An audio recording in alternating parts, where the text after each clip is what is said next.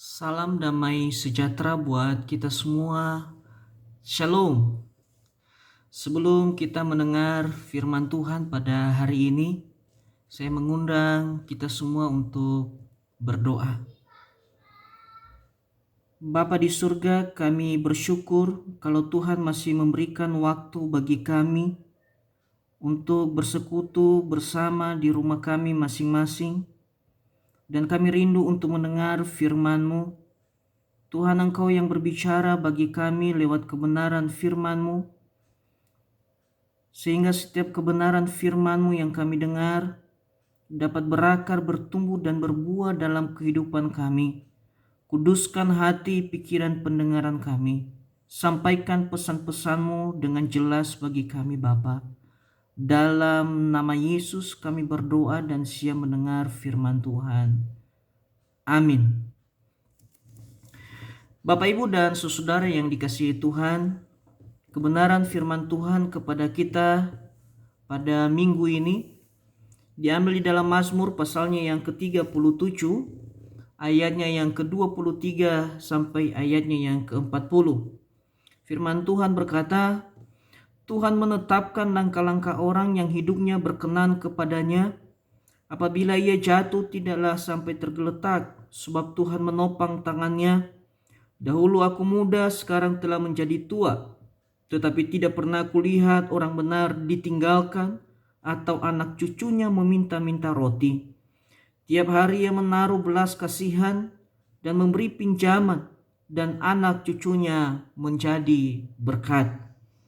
Jauhilah yang jahat dan lakukanlah yang baik, maka engkau akan tetap tinggal untuk selama-lamanya. Sebab Tuhan mencintai hukum, dan ia tidak meninggalkan orang-orang yang dikasihinya.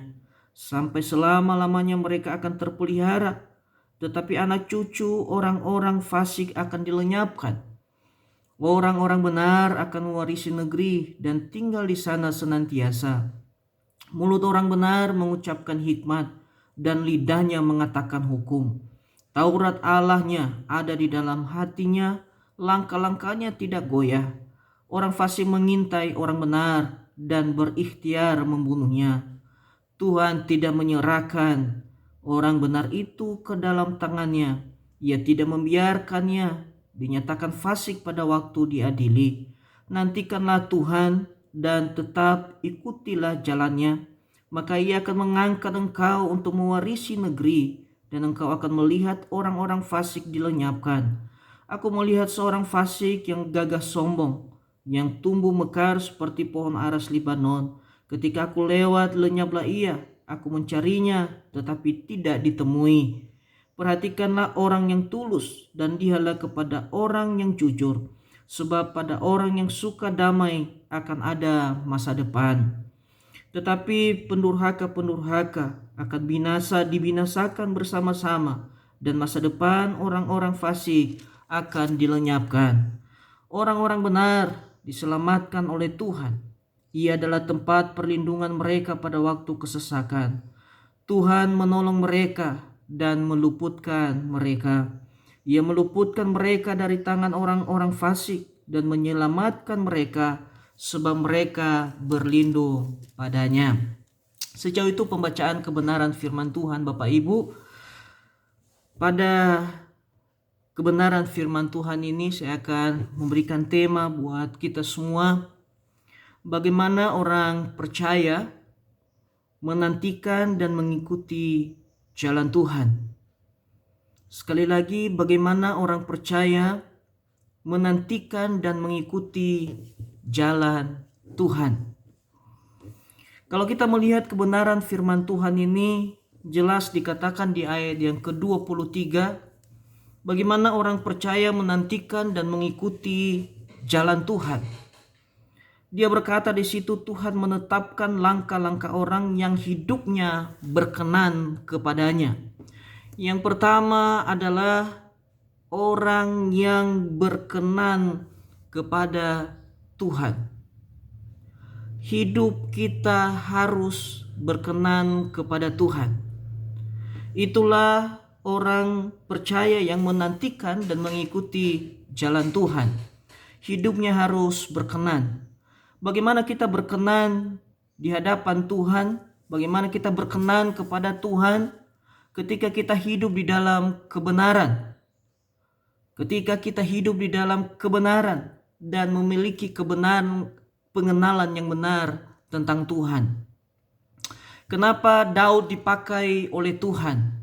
Bukan karena Daud kaya, bukan karena Daud memiliki kepintaran, bukan karena Daud hebat, tetapi Tuhan memakai Daud karena Tuhan melihat Daud berkenan kepada Tuhan.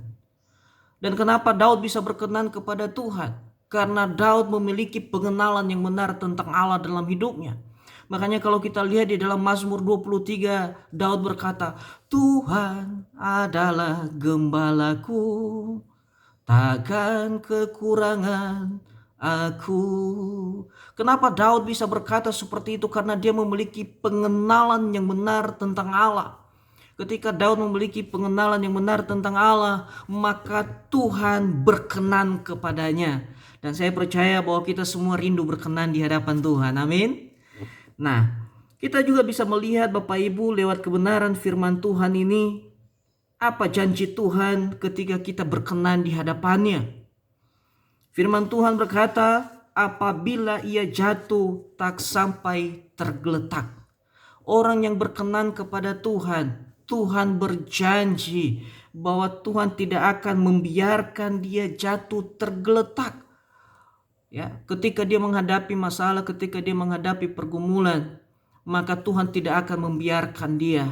Apalagi dengan situasi saat ini Bapak Ibu, saya percaya dan saya mau katakan kepada kita semua, tetap percaya bahwa Tuhan tidak pernah membiarkan kita. Tuhan akan menopang kita, Tuhan akan memegang tangan kanan kita, dan Dia akan membawa kita kepada kemenangan. Bahkan janji Tuhan kepada orang yang berkenan kepadanya, Tuhan tidak akan meninggalkannya. Tuhan selalu ada bersama dengan kita. Makanya dikatakan di ayat yang ke-24, apabila ia jatuh tidaklah sampai tergeletak, sebab Tuhan menopang tangannya.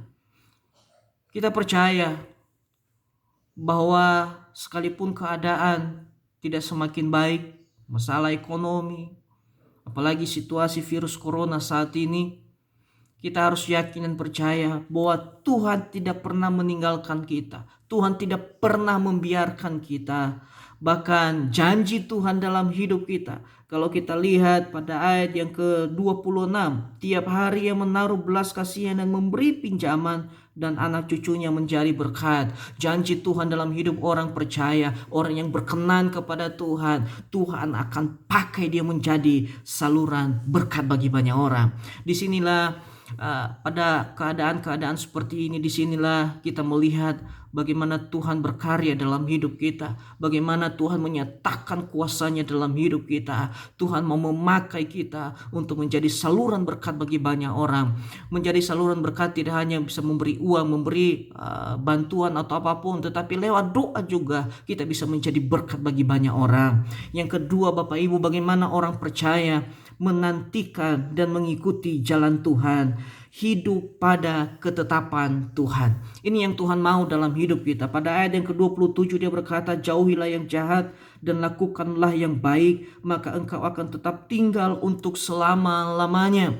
Yang kedua, hidup pada ketetapan Tuhan. Bagaimana kita hidup pada ketetapan Tuhan? Ketika kita melakukan firman, kita tidak hanya sekedar membaca firman, kita tidak hanya sekedar merenungkan firman, kita tidak hanya sekedar mendengar firman Tuhan, tetapi Tuhan juga mau kita mengalami firman.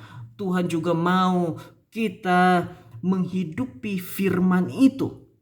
Itu yang Tuhan mau. Yang Tuhan mau kita hidup pada ketetapan-ketetapannya, menjauhi yang jahat dan melakukan yang baik. Mari Bapak Ibu, di tengah-tengah situasi saat ini, saya yakin dan percaya bahwa Tuhan punya rencana yang indah. Dia rindu kita membangun hubungan intim dengan Dia. Dia rindu supaya kita benar-benar mempersiapkan hidup kita untuk menyongsong kedatangannya. Nah, kita bisa melihat Bapak Ibu hidup pada orang yang hidup pada ketetapan Tuhan, maka Tuhan juga berjanji kepadanya bahwa Tuhan tidak meninggalkannya. Ya.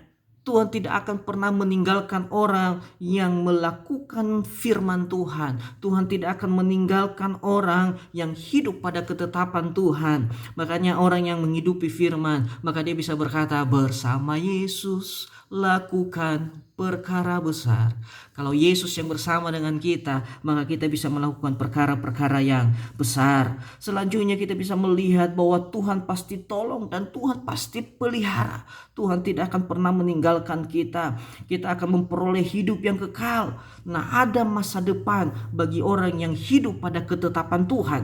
Kita lihat pada ayat yang ke-29, dia berkata, orang-orang benar akan mewarisi negeri dan tinggal di sana senantiasa. Artinya apa? Orang yang hidup di dalam ketetapan Tuhan, maka ada masa depan, yaitu dia akan memperoleh kehidupan yang kekal. Tuhan akan menolong, Tuhan akan menyertai dia. Bahkan janji Tuhan, dia akan memberikan kemenangan kepada kita. Amin.